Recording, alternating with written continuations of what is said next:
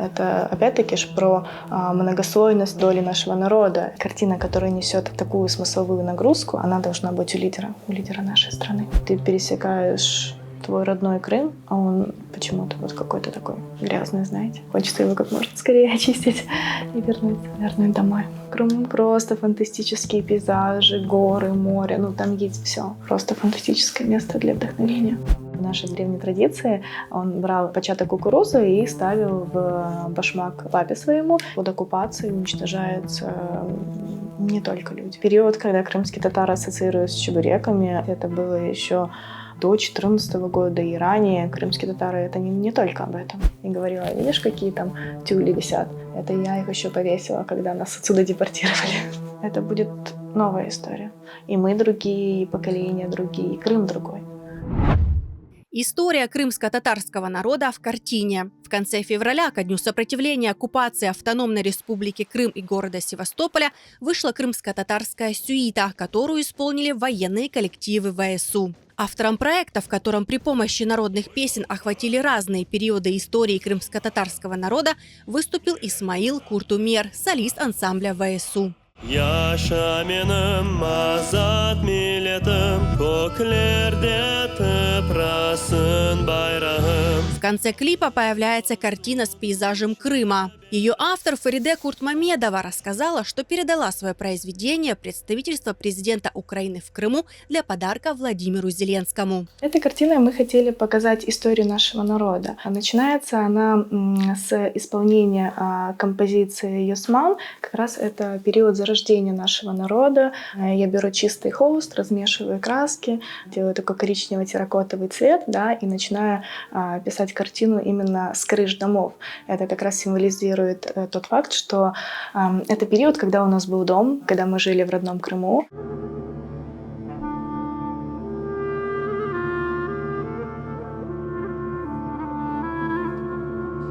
После этого следующий этап — это у нас уже Дертлиховал, это такая более экспрессивная музыка. Видим, что у меня уже есть нарисованный пейзаж с домами, с деревом, что символизирует как раз-таки вот древо жизни, древо семьи, народа, и я беру черную краску, широкий шпатель и начинаю все это замазывать. Как раз это период депортации. Следующий этап — это этап уже черного холста. Я беру уже красную краску и пытаюсь нарисовать те силуэты, которые были до этого.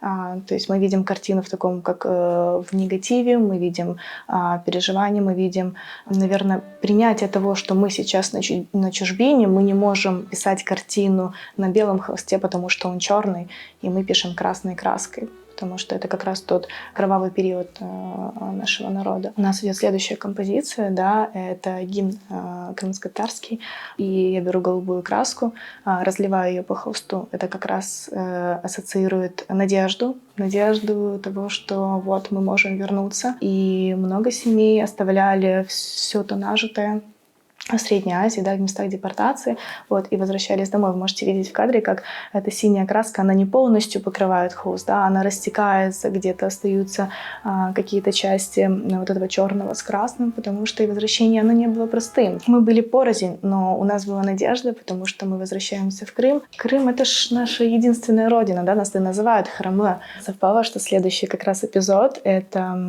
когда заслуженный оркестр ЗСУ уже исполняет в Киеве, и в этот день была такая чудесная погода, и мы можем видеть, как вот этот вот голубой холст переходит в кадры голубого такого насыщенного неба. И следующий этап — это как раз-таки марш. Это первый крымско-татарский марш, который был вот в этом году уже выпущен, исполнен. Это как раз про сегодняшний день. Это про борьбу, про надежду, про то, что теперь мы на чистом бирюзовом холсте, на котором есть надежда, мы пишем новую историю. Есть сегодняшний день, у нас есть борьба, и у нас есть возможность вернуть Крым и строить там уже новое свое будущее, потому что того Крыма, который был, который мы помним, его уже нет.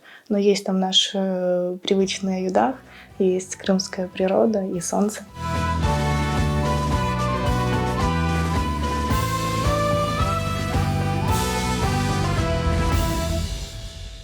это опять-таки ж про многослойность доли нашего народа. Это о том, что на всех темных слоях мы пишем нашу светлую историю.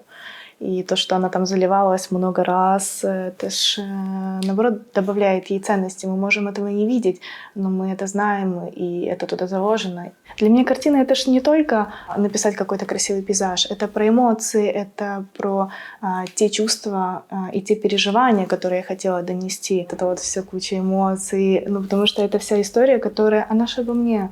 Про мой народ, про мою семью. Картина, которая несет такую смысловую нагрузку, она должна быть у лидера нашей страны. Крымские татары, мы есть неотъемлемой частицей Украины. Для меня действительно очень важно, что мы ее передали президенту, потому что он всячески поддерживает и нас, и вопрос Крыма и крымских татар. Фариде выросла в Крыму, девушка рисует с детства. Меня мама в детстве очень сильно хотела рисовать, а потом, когда увидела у меня наклонности и способности к этому, я ходила на разные кружки в школе еще, потом Малую академию наук, мы тогда еще жили в Крыму, я в Симферополь ездила, вот, потом под курсы, университет, и так оно все закрутилось. Я была студенткой КИПУ на художественном факультете, а потом я перевелась в Киев, в Национальную академию образотворчего мистецтва. Не знаю, как это будет на русском. В Крыму просто фантастические пейзажи, горы, море. Ну, там есть все.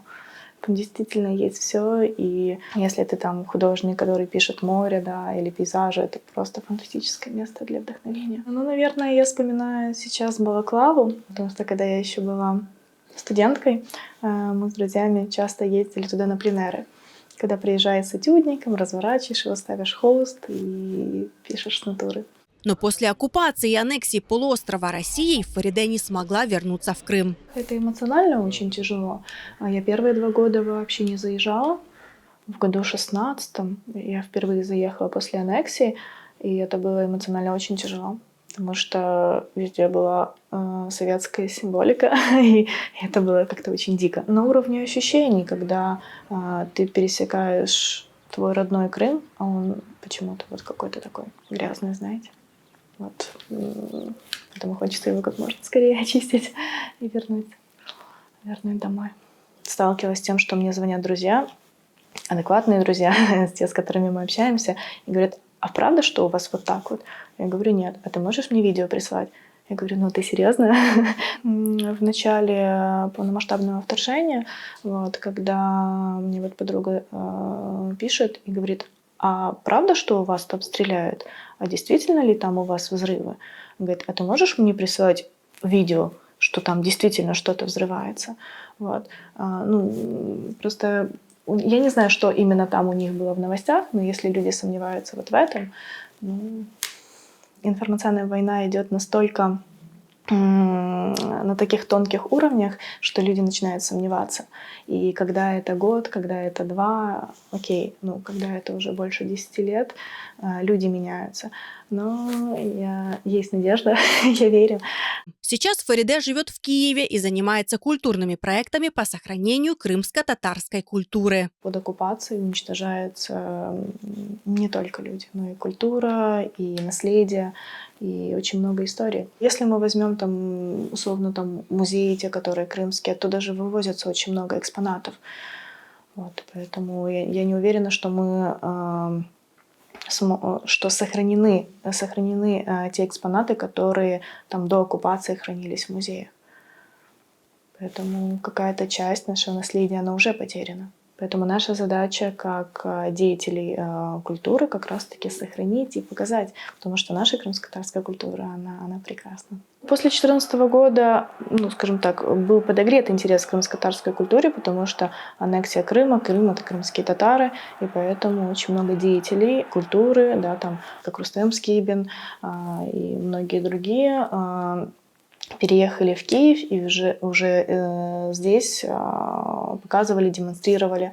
И это было важно, потому что аннексия у нас забрала частичку культуры, и мы должны были ее сохранить здесь, уже на материковой части. Период, когда крымские татары ассоциируются с чебуреками, это было еще, наверное, и до 2014 года, и ранее, когда много отдыхающих приезжали в Крым, и наша кухня, она действительно прекрасна. Есть крымско-татарское гостеприимство, чашка кофе, накормить.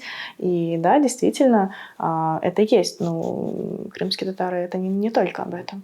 Один из проектов, которым занималась Фариде, посвящен свадебным традициям крымских татар. Я была дизайнером артбука Той Севгиарфиса. Много молодежи не знает о том, насколько красивы наши свадебные традиции.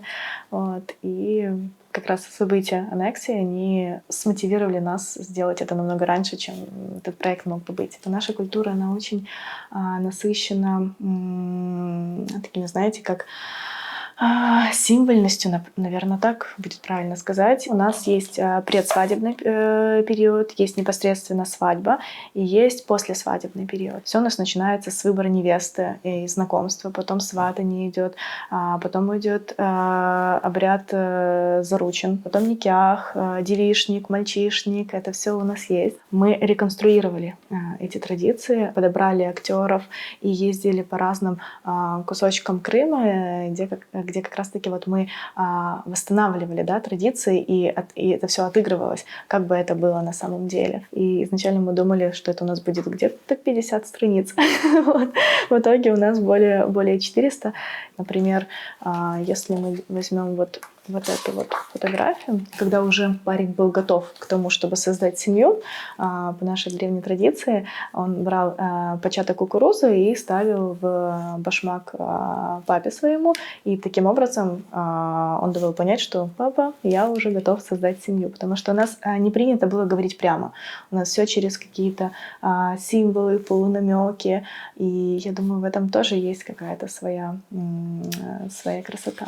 Свое участие в подобных проектах в роли художницы и дизайнера Фариде считает своим долгом. Долг каждого делать что-то для сохранения, для победы.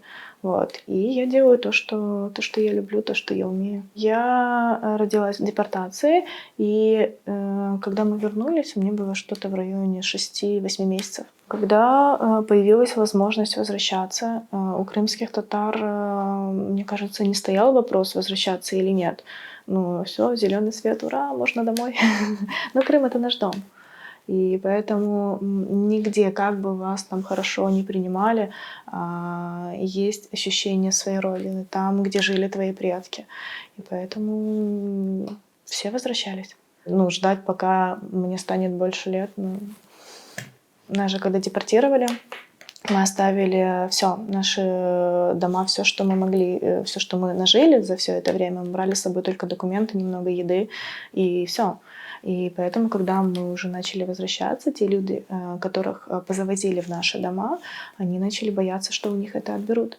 Вот, хотя мы в тот момент не претендовали. Мы понимали, что нам ничего не вернут, и поэтому мы возвращались, мы строили дома там, и начинали жить. И я помню, бабушка мне показывала дом, в котором они жили раньше, и говорила: видишь, какие там тюли висят? Это я их еще повесила, когда нас отсюда депортировали. Конечно, история повторяется, и сценарии у Кремля неизменны. Я принимала участие в проекте, который называется «Заручники оккупации». Это как раз-таки про истории 20 семей. Этот проект был еще до войны, пару лет тому назад. Этот проект про истории 20 семей, жизни которых пришла оккупация, да, и мы на примере этих семей показали призму всего народа. И я думаю, что в каждой из этих историй многие из нас могут там проследить какую-то схожесть со своей историей. Эта книга, она на 2 языках для того, чтобы донести наши истории не только тем, кто знает украинский язык. Помимо этого артбука мы еще делали серию плакатов, выставок, и эта выставка ездила по по территории Украины. И мне даже кажется, что за границу, но там нужно уточнить. Ну, вот тут вы можете даже увидеть на первой странице я сделала такой черный лист и дату, потому что вот это как точка отсчета. И если говорить про семьи, с которыми я непосредственно знакома, это Рустем Скибин, это наш известный крымско-татарский деятель, керамист. Мы с ним совместно делали много проектов, начиная там с 2014 года и до этого, когда были в Крыму. И тут как раз-таки мы виділяли какие-то важные цитати того ж Рустема, що культурна дипломатія дуже важлива складова боротьби. Якщо ми не будемо звучати, про нас швидко забудуть. Но это как раз-таки про то, что культурный фронт, он тоже очень важный. Поэтому мы заново строили свою историю, восстанавливали. И сейчас, после возвращения, это будет новая история. Вы же понимаете? Ну, уже не будет такого, что оно вернется как прежде, потому что очень много времени прошло. И мы другие, и поколения другие, и Крым другой.